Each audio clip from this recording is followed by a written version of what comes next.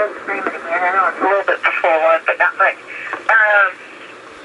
My understanding is that a man was arrested, but not necessarily for stealing Hank's guitars. His name is Martinez, and I don't know his first name. I might have it written down here somewhere. I will look for it. I do know that much, that a man named Martinez was arrested, and I know that he is the primary suspect, or one of the primary suspects in the case.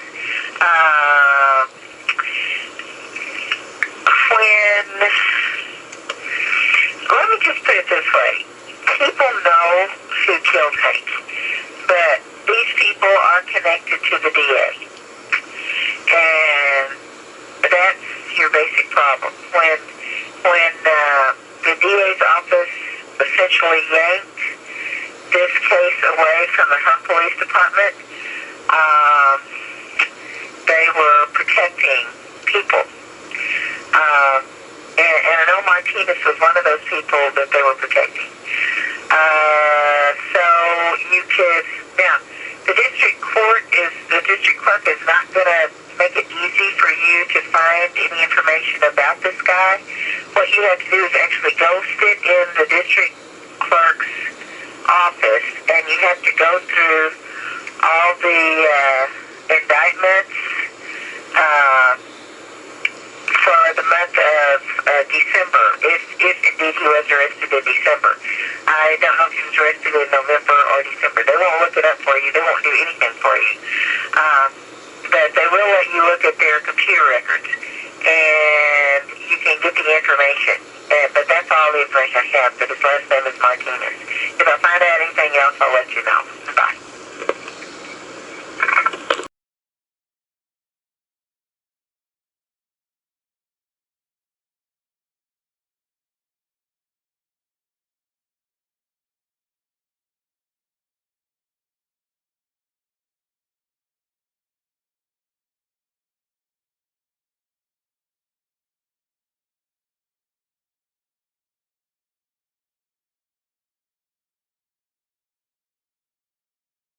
Calls the detective to quit his job here at the Hearne Police Department. It was his favorite song.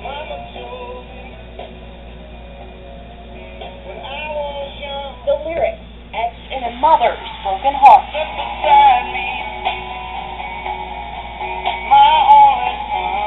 The title carved in the headstone that marks the grave of Hank Johnson.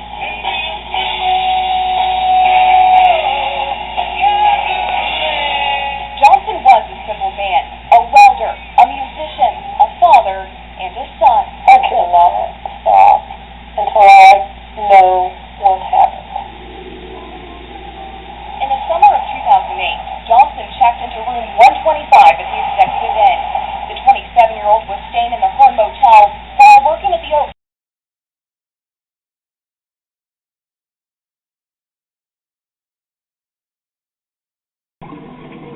Y'all need anything else?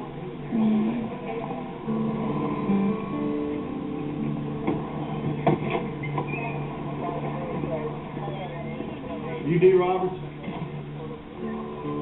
D. Roberts? Excuse me. What am I going on? Will you tell me what I did? What's going on? No, excuse me. I think it's my pocket tickets. I'm sorry, it's on the parking ticket.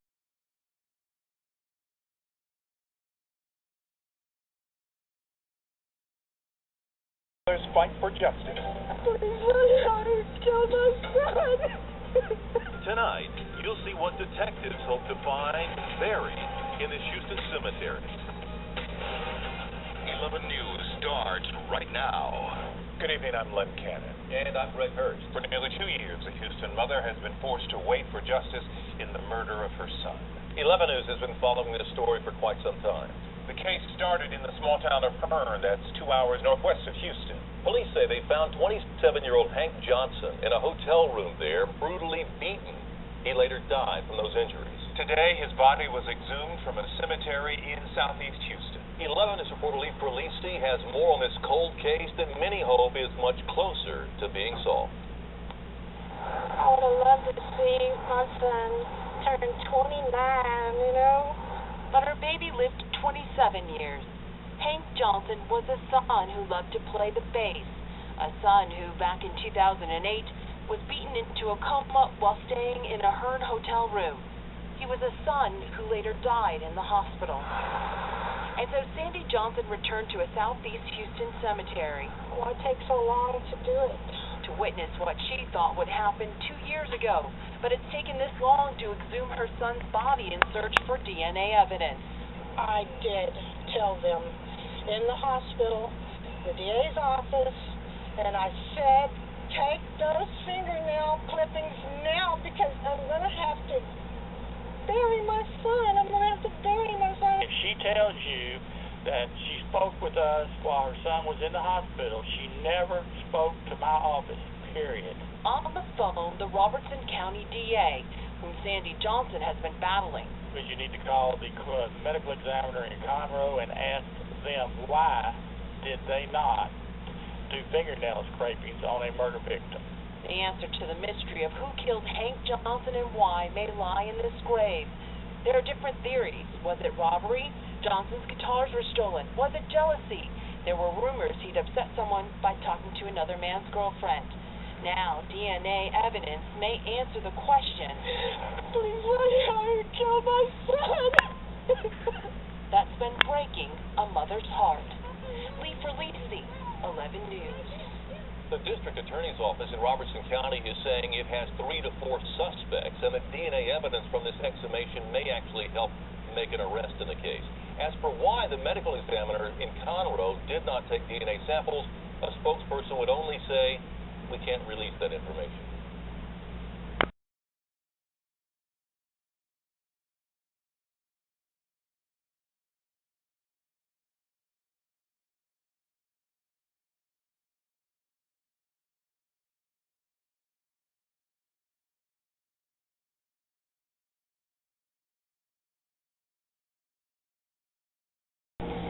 What's your name? Say for the record, Sunny Carter. Okay, and what we're talking about right now is about the day that Brian Bancroft, the DA's investigator, came out here to my house and your house at the time, Hank, and you lived here, and he came to show us what? He did my, took my statement, videotaped it, then he took us to the car and showed us my bass that Hank had bought me, and his warlock that he had bought.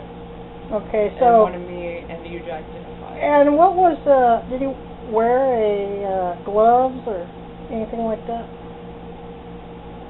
I don't remember seeing him with gloves on. Did you try to touch the guitars? Oh, he wouldn't let us touch them. Why? Because he told us that he was taking them to the crime lab to be fingerprinted and tested for any evidence, and we didn't want to jeopardize the evidence that was there. Okay. So. And how did you know it was your bass and Hank's guitar? We had started putting on my bass. We had put only one. It's the locking strap mount. They're locking clips, and one was on and one wasn't, and we hadn't put the other one on because we had to drill a bigger hole. And there was it's a pretty unique bass. I had never seen it before. And what's the name of that bass?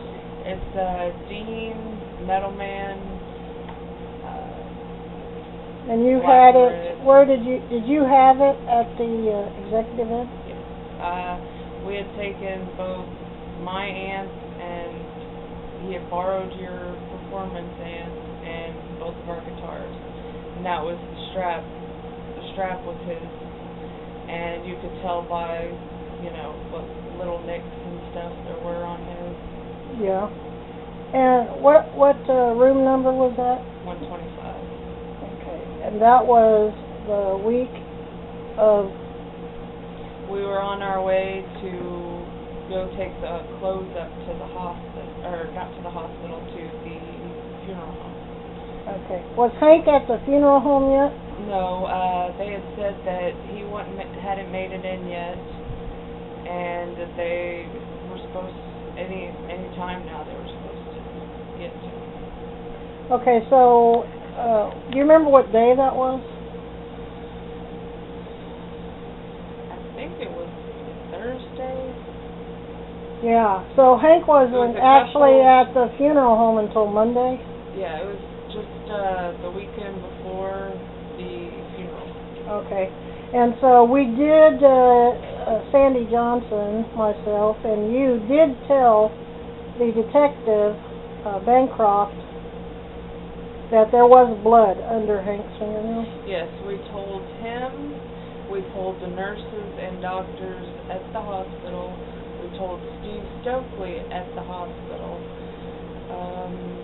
The nurses said that, well, that's not their department, that was the police's department. Stokely didn't go in and look, he just barely walked in the door. I remember you had to kind of drag him in there. Yeah, he went about halfway into the room. Yeah, he didn't want any part of it. None of them ever came in, and we were there every day. Yeah. And even the blood was still there. Yeah, and you saw the blood under his fingernails? Yes.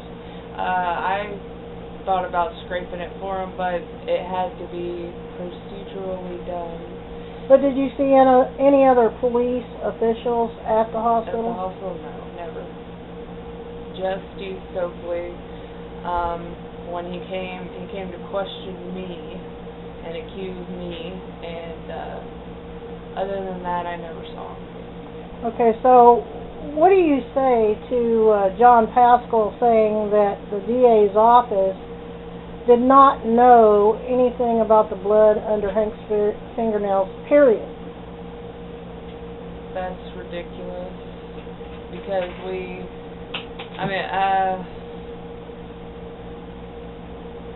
told everybody.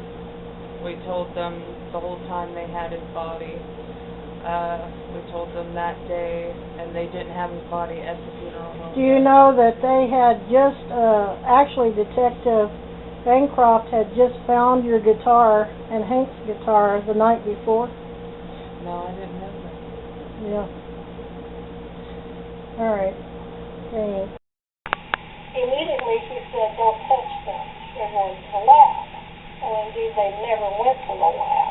According to Paschal, the evidence wouldn't hold up in court because Stokely used his own money to buy the guitars off the street. And just before fall settled in, Stokely says all of his reports in the case file vanished. He was demoted and eventually left the department.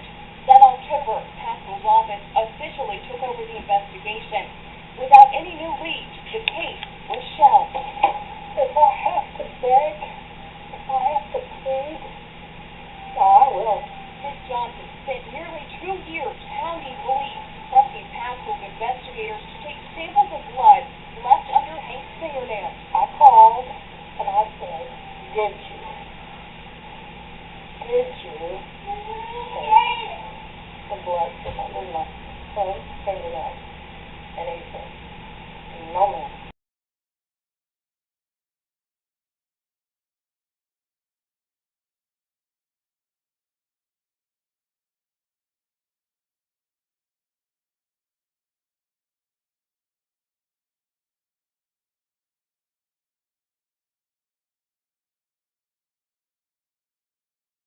How do you know Mr. Thompson? I know him from growing up in Hearne. We went to the same schools. My family and his family say we're related, but that's never really just been proven, if we are, if we're not, but I do know him, yes. Did you know Hank Johnson? No. Did Trey Thompson ever say anything to you about Hank Johnson? He didn't really specifically say Hank Johnson's name, But after the murder of my relative, which was Shandell Lewis, I was sitting outside at my sister's salon one day, and I was sitting on a bench under a tree, and Trey Thompson came over crying to me about Shandell's murder. And he was basically saying that he was going to harm Fredale Miles, which he referred to as Twan. He kept saying what he was going to do to Twan because he knew that Twan had something to do with Shandell's murder because he helped him beat the man at the motel. He stated that they did not kill him. Another man came in, and basically he was just crying, and that's all, you know, he said to me, just out of either just pain that he was showing me relating to Shandell, but he basically stated that Fredale was with him when they beat the man at the motel, but they did not kill him. Someone else came in and killed him.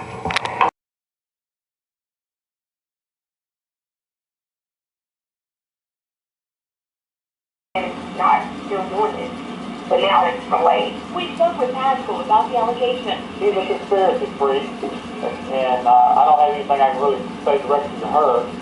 She's irrelevant to this case. She's not a witness.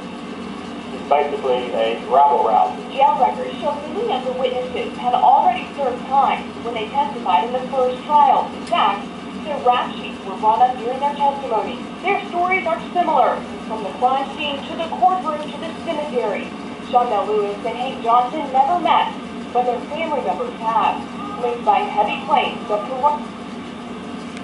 Another suspect, a man who Blackburn said had a reason to want Johnson dead. 41-year-old Ralph Martinez knew Billy Blackburn and had ties to the motel where Johnson stayed. According to Paschal, days before the attack,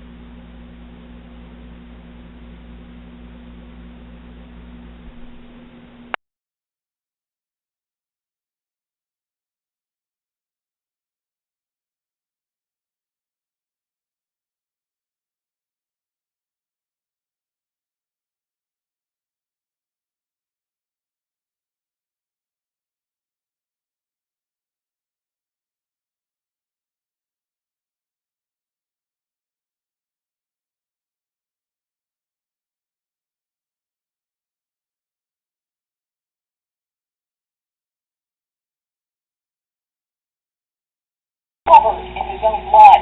He never regained consciousness, died less than 2 weeks later. Former Hearne detective Steve Stokely headed up the case and developed several suspects. According to Stokely, 41-year-old Billy Blackburn was the first. Blackburn is the brother-in-law of Robertson County District Attorney John Paschal. Paschal questioned and cleared Blackburn.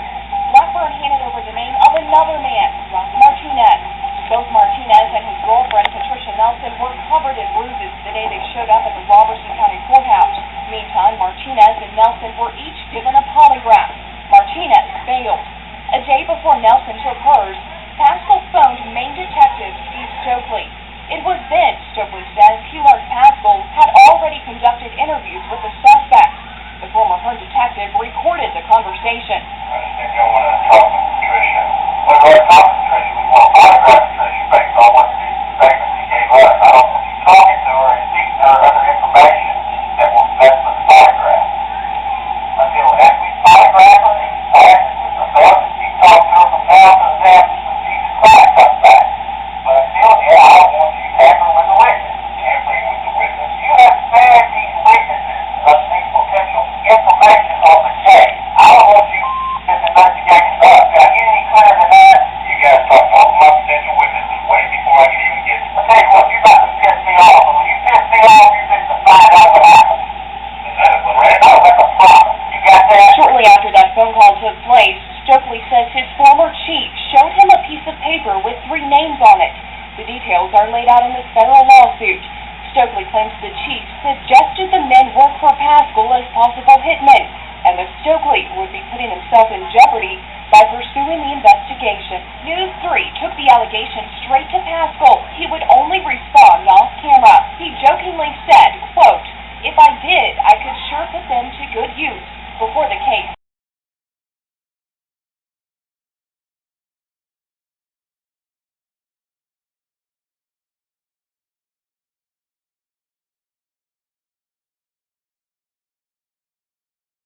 When you found out that you were dating a black man. Oh, he was so angry, like crazy angry. He started chasing me down, okay? He chased me down and he started whipping me with his belt. I mean, he was just going crazy, you know, like saying shit to me like, you're nothing but a dirty nigger-loving whore, dirty nigger-loving whore, dirty nigger-loving whore.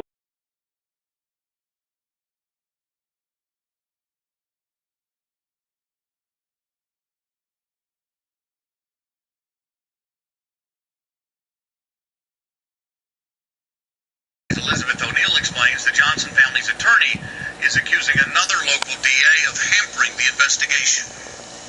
In 2008, Hank Johnson was brutally beaten in a hotel room in Hearne.